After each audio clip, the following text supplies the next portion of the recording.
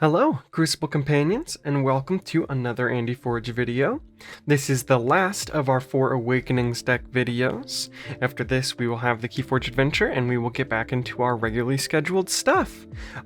Pretty soon, and in fact, it might have been before this video comes out, I'm going to start live streaming. It's going to start pretty basic. I hope to upgrade my setup and interface and stuff with time, but I'm going to be commentating typically once a month in the KeyForge Team League, or a KeyForge Team League. I'll have more information about it on the live stream and on the VOD, but I'm super excited to be commentating some games, and it's going to be super interesting, and I hope you guys, if you have the time, are able to check them out.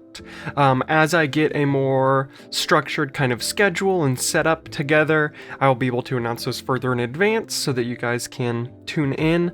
But if you were there when I live streamed, I hope you enjoyed. It was, I'm sure, super fun. But without further ado, let's dig into this final Awakening deck. Bag didn't want to cooperate there. So I think this is the deck list. I think it goes like this. Alrighty. Fantastic. Starting off, we have the House Equidon, a Blue Archon, Untamed, and Mars. Mars and Untamed are phenomenal. Equidon can be really good, depending on the actions that you get. It would have been nice to get another Geistoid, but that's okay. We got London, Rotmouth, Browsist. Interesting, very strange name. Looks really cool, that one kind of robot hand, four-fingered visual hand, the Archon is very interesting. Alrighty, well, give me 1 second. I will tear this plastic apart and we will get into the card reveal. Okay, we're here now with the card reveal. Lift this up, get a closer look at that Archon there, without all the plastic on it.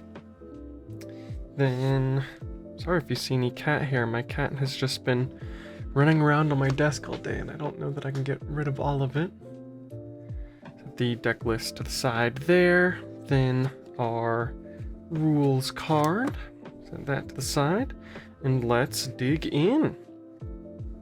Alrighty, starting in Untamed, we've got Amber Storm. It's an action with an Amber Pip enhanced with a discard, and for each, and it reads, play, for each Amber in your pool, deal 1 damage to an enemy creature. There are certain scrap effects that can generate Amber in a variety of ways, so I would be interested to see if we could get some more use out of that. Oh, Circle of Life. This is really good. It's an action. It's got an Amber Pip, and it reads, play, each haunted player gains 2. If we can do it when we are haunted and our opponent is not, then we can look at an easy 3 Amber there. 2 of those. This one with a discard Pip. That is fantastic. So we could, if we had 9 cards in our discard pile, play this and get into Haunted for the Circle of Life. That's awesome. Then we've got Reclaimed by Nature here. It's one of the best artifact control cards in KeyForge. It's an action with an Amber Pip. Play, purge an artifact, resolve its bonus icons as if you had played it. Very cool. 2 of those. Okay, wow. We'll be able to handle artifacts easy. 3 of them. Goodness. Okay, so we have to hope that if we get any artifacts that they are often discarded or picked back up, or they self-purge in some way so that we can just consistently play these, or that we're okay with just losing them. Then we've got Haunting Witch, 3 power creature, enhanced with a damage and a discard Pip. After you play a creature, if you're haunted, gain 1 Amber. We discussed in the last episode or 2 that Haunting Witch can actually trigger itself because of the way that playing cards is resolved in KeyForge. But what's interesting is, because Haunting Witch would technically exist in play to resolve these pips, if you were to go from 9 to 10 cards in your discard pile using this discard Pip, this effect wouldn't take place because Haunting Witch would already exist before entering Haunted status. So if we get haunted from that discard Pip, this effect won't trigger still. Ooh, then we've got Grave Pixie here. 1 power creature with an Amber Pip on it that reads, destroyed if you are haunted, archive Grave Pixie. Seems like it should be relatively easy to get to Haunted from. Untamed. Fantastic. Then we got Witch of the Wilds, 4-power creature here. It is a reprint from one of the older sets. Very good rare card. You may play an Untamed card during each turn in which Untamed is not your active house. Very nice. A great way for us to just play Grave Pixie every turn if we can play it and then get it killed and then just pick it right back up. Oh, then we have Witch Queen, 4-power creature with each other friendly witch creature enters play ready. And while Witch Queen is in the center of your battle line, each other friendly witch gains Skirmish, Elusive, Poison, and Destroyed. Return this creature to its owner's hand. Fantastic. It's one of the leaders of Untamed. This is interesting because she is the second leader of Untamed, or the second creature with the leader trait, which we haven't seen before. So you have to wonder if maybe Eldest Bear has passed on or something, and Witch Queen has taken her place. Oh, wow. Okay. So the Witch Queen has pulled in a legacy here. This is Chota Hazri, the 3-power creature from Call of the Archons. With the play effect, play, lose 1 amber. If you do, you may forge a key at current cost. Okay, so if we can find ways to destroy our Chota Hazri on the same turn, then we could theoretically play Chota Hazri multiple times on a turn. It gets Skirmish, so we can't do it from fighting. But if there's another way to destroy it, maybe if Amber Storm doesn't say target enemy creatures. And then we have Ritual of Life. This is actually a great way to deal with Chota Hazri. It's an artifact enhanced with a draw pip that reads action, destroy a friendly creature. If you do, return a different creature from your discard pile to your hand. So if we have Haunting Witch in our discard pile or something, and Ritual of Life is already in play, we can action it to destroy Chota Hazri after playing it. So play Chota Hazri, forge a key, destroy Chota Hazri. Chota Hazri comes back to hand if Witch Queen's in play, and then we would pick a card in our discard pile, so Haunting Witch if it was there. Then we could play Haunting Witch and play Chota Hazri again. It's very good. You have to be careful, don't want to hit that with Reclaimed by Nature. Then we're into Mars here. We've got the action UFO. It's got an Amber Pip and a Discard Pip. Enhanced with the Discard Pip. Play. Discard cards from the top of your deck until you discard a Mars card or run out of cards. If you discard a Mars card this way, put it into your hand. Then we've got the action Terrible Teammates. It enhances a draw on a discard pip into the deck. It's got an Amber, enhanced with the discard, and reads play. You may discard a non-Mars card. Really good cycling in one card. Got Scoop Up. It's an action with an Amber Pip. Play. Put a friendly non-Mars creature and an enemy non-Mars creature into your archives. If that enemy creature would leave your archives, return it to its owner's hand instead. Got Mars First here. It's an action with an Amber Pip. Play, ready, and use a friendly Mars creature. Ooh, Don't Believe Your Eyes is an action that reads play. If you are haunted, a creature captures 2 amber from its own side. Otherwise, a creature captures 1 amber. And then we've got Distant Void Prober, 4-power creature with After Reap. If you are haunted, your opponent's keys cost +3 during their next turn. And Scrap, an enemy creature captures 1 from its own side. Not bad. Brain Dart is an action with an Amber Pip that says play and rage an enemy creature. It captures 1 amber from its own side. Ooh, Red Death. This could be a really good target for our Mars First. It's a 12-power creature that enhances a damage and 2 discard into the deck. The Red Death can't ready unless you are haunted, and after fight gain 1 amber and draw a card.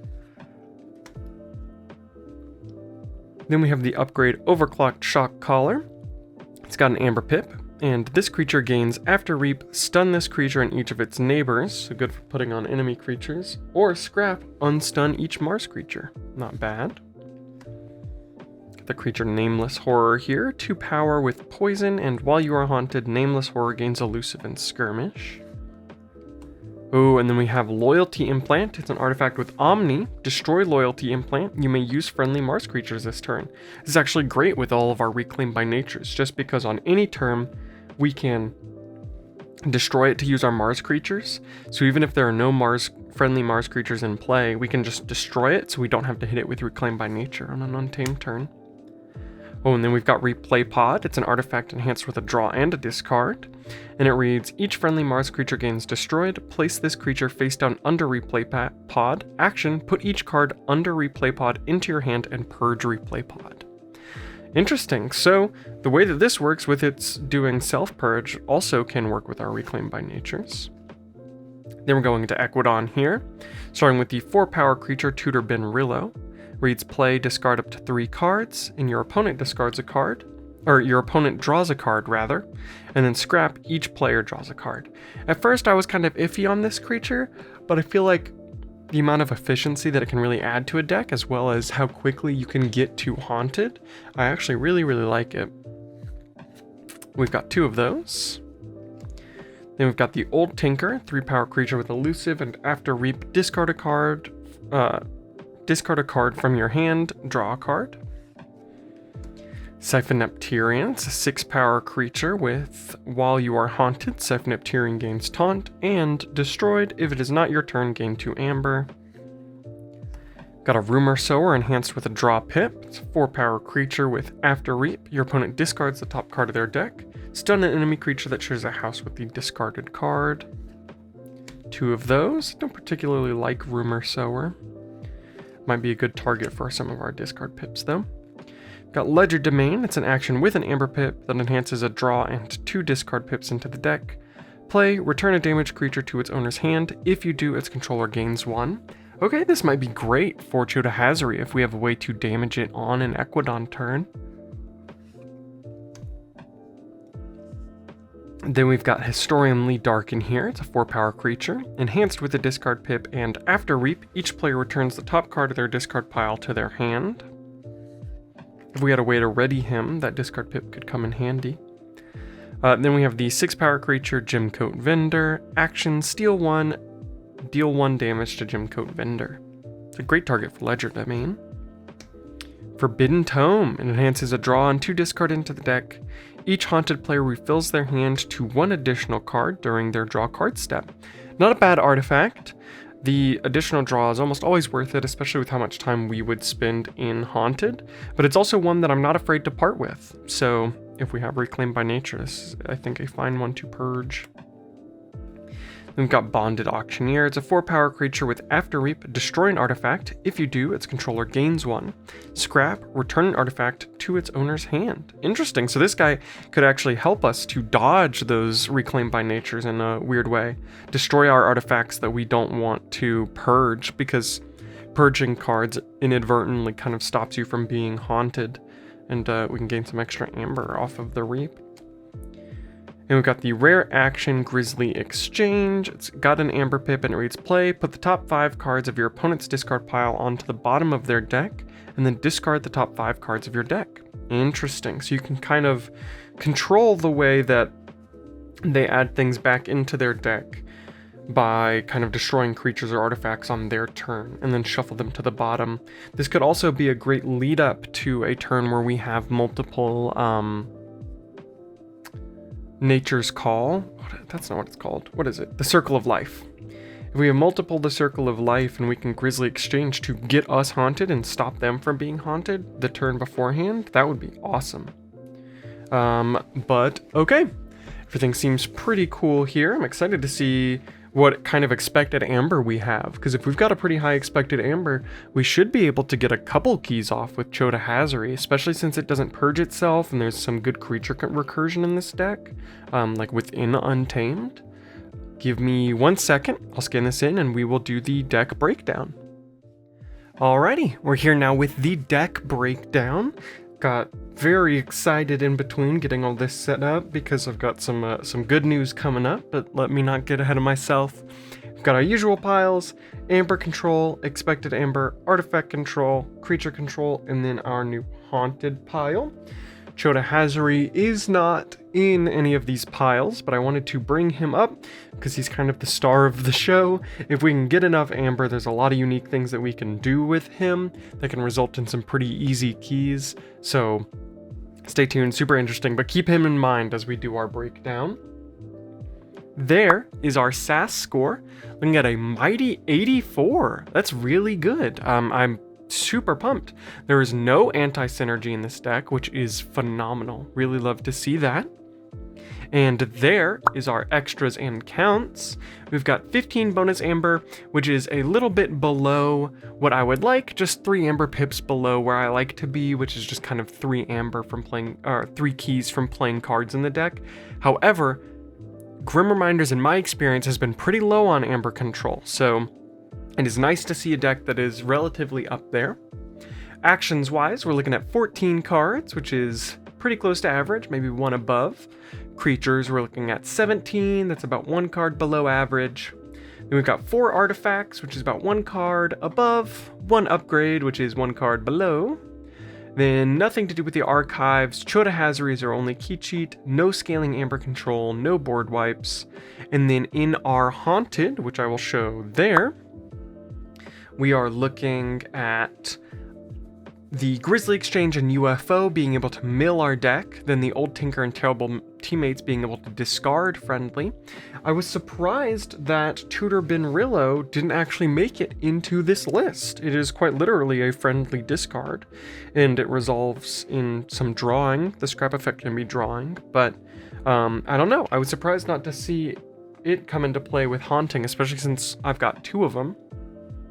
Then we have some negative scoring from having 4 artifacts, positive scoring from having multiple discard pips, multiple actions, and I think we have a haunted rating of 7. I think honestly if Tutor Benrillo was put in there, it might have been like an oversight. With Tutor Benrillo in there, I'd give us at least an 8 or 9 on just kind of like being haunted whenever we need to be. Let's clear that away. And there is our Amber and Control section. This is mostly what has got me so excited. We have got a 3.6 in Amber Control, which is really low, but oh well. Then in Expected Amber, we've got 32, which is huge, but it makes sense when you kind of look at the cards. We'll dig into that. Artifact Control, we've got a 4.8, duh. 3 Reclaimed by Natures will do that. And then Creature Control, we've got a 5.7, which is really low.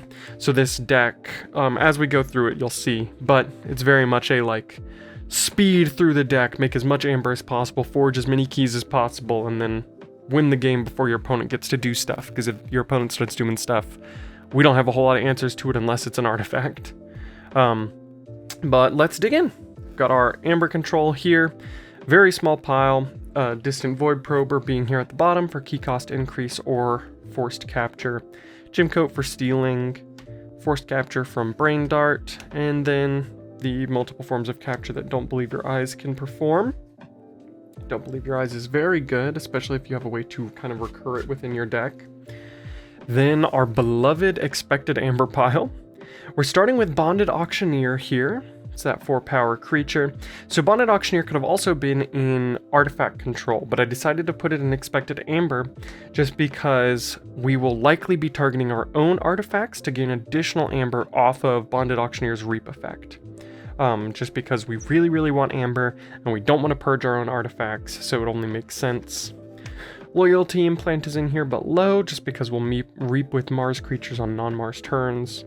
Red Death is in here, could have also been put in Creature Control, but again, Expected Amber is so important in this deck, or just gaining amber, that I think the gain 1 amber and draw a card effect is the most important part of Red Death. Siphon Up Tyrion for its destroyed effect. Ledger Domain for its amber, and then the fact that you can return a creature and its controller gains 1, and we will ideally be hitting our own creatures with that. Mars First for the amber and then the additional reap. Grave Pixie for its amber and recurring itself. Circle of Life for the possibility of gaining 3. Haunting Witch, because all of our other witch creatures interplay ready, which is huge. And then, wait, did I say Haunting Witch? That's Witch Queen. This is Haunting Witch, which is just when we play creatures while we're haunted, we gain an additional amber, which is super, super important. At the top of our Expected Amber are these 2 cards sitting at a 3, and then of course Circle of Life is next, being the most important. Set that aside. And we're getting to our Artifact Control here. It is 3 Reclaimed by Natures, one of the best artifacts in artifact control cards in KeyForge. Our artifact control for this deck is super high. It also plays perfectly into what we're trying to achieve, because if our opponent's artifacts have amber pips on them, then we can get bonus amber from destroying those artifacts. So super, super cool, especially with how powerful certain artifacts are in this set. That is an important card to have. Thinking at creature control here, we've got Rumor Sower. It is mediocre, it resolves in some discard and some stun, but discarding from your opponent's deck is often a good thing for them. Overclocked Shock Collar, if your opponent reaps, they stun their creatures. Scoop Up for archiving creatures. Nameless Horror because of poison and possibly elusive and skirmish.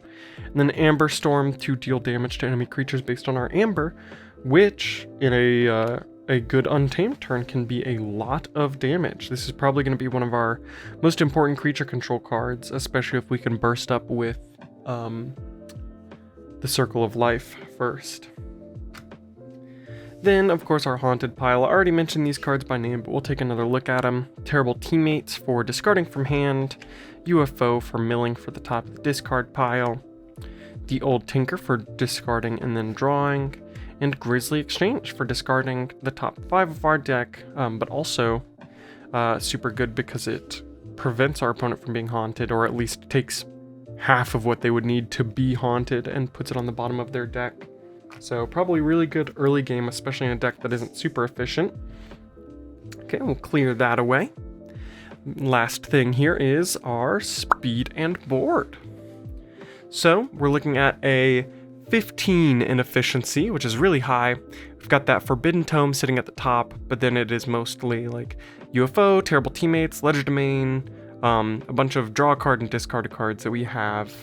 Our effective power is pretty high, but I would say a lot of that is the Red Death. We also have Gincoat Vendor and Siphonepterium, which are just big creatures.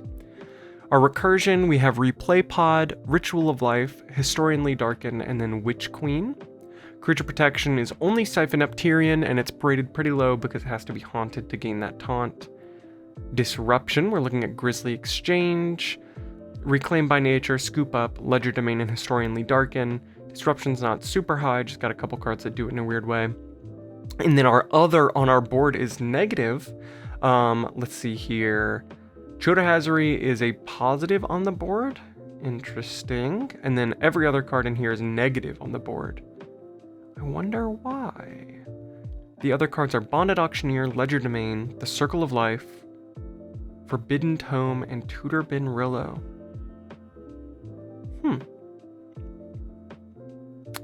Very interesting. We'll clear that away. And that is it. That is all of our Awakening decks. I hope you guys enjoyed. I am so pumped to actually give this deck a try. It seems super, super interesting. 32 expected amber is nothing to scoff at. And if we can pull off some crazy Chota Hazari combos, that would be super, super fun. Again, at the beginning of this video, I mentioned the stream. I've still got that coming up for the KeyForge Team League, so keep your eyes peeled. It might have already happened. I'm still tossing around in my head whether or not I'm going to create a VOD channel where I put all my VODs, or if I'll upload it on the main channel here. I'm leaning towards a VOD channel, but we will see. What was I going to say? I'm blanking here, I'm sorry. I hope you guys have a great rest of your day. And remember, the most important part of KeyForge is the person sitting across the table. Bye now.